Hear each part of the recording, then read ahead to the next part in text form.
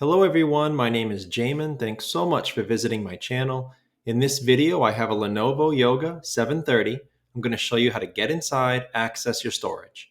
So first thing, power down your computer the correct way. Make sure it's off and unplugged from your charger. We're then going to flip your computer over to access your bottom case screws. Now you have 10 screws on the bottom case that you need to remove. After doing so, you'll take a small, flat, plastic pry tool and you'll go across the entire seam of the bottom case and gently pry it up from the rest of your computer. It's generally best to start out back near one of the two hinges and go in one direction. If you get stuck, leave it, go to the other side and continue in the other direction. Also, don't put the pry tool too far in. You could damage some internal components. Just keep it on the edge, go nice and slow but firm, and you'll be able to get that bottom case off. Once you do, this is what you're looking at for the inside of your computer. Now, as a general computer repair side note, whenever I'm working on a computer in my shop, it's sitting on an anti-static mat. Either that or an anti-static bracelet are great ideas to avoid damaging anything in your computer when you're working on it. If you would like help with tools or supplies for your project, as well as any replacement or upgrade parts for this specific model computer, I will have a link above, also below in the description, and it will be a list of all those tools and supplies and the replacement parts for this specific Yoga 730. Now, before touching anything in a computer, it's always wise to remove or at least unplug your battery. Computers are safest to work on when as little power as possible is running through them. This is your battery right down here. It's held in by these 4 screws and plugs into the motherboard right here.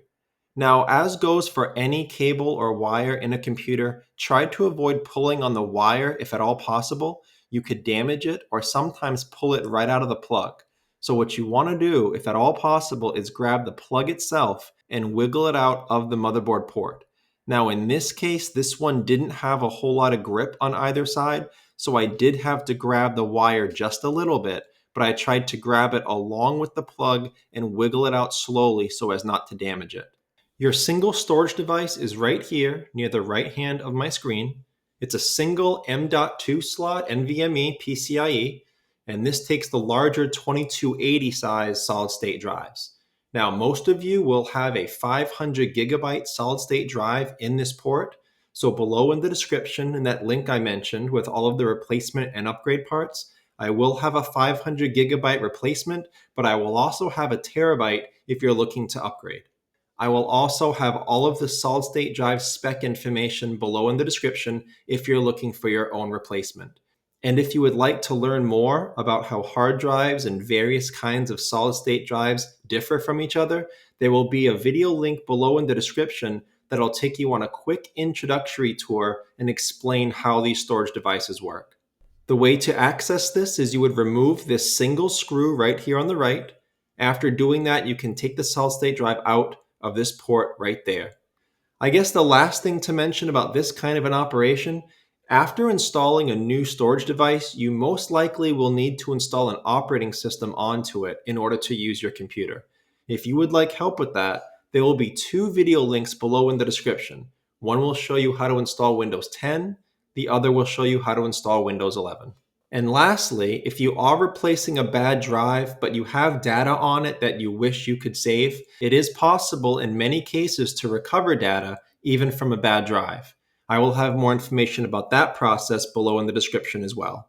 But that's the end of this video, how to get inside the Yoga 730 and access your storage. Thanks again so much for watching. Please remember to like and share if this helped you out, if you think it can help someone else out. And feel free to subscribe if you enjoy DIY computer content like this, or if you just want to keep me on hand to answer any of your future computer questions. I do try to answer all questions throughout my channel at least a couple times a day. Also, feel free to check out the related links section below in the description. From time to time, I do try to add things in there that I think will help you with your general computer life, make it more productive, more enjoyable. So thanks again for watching, everyone. I look forward to seeing you on my next video.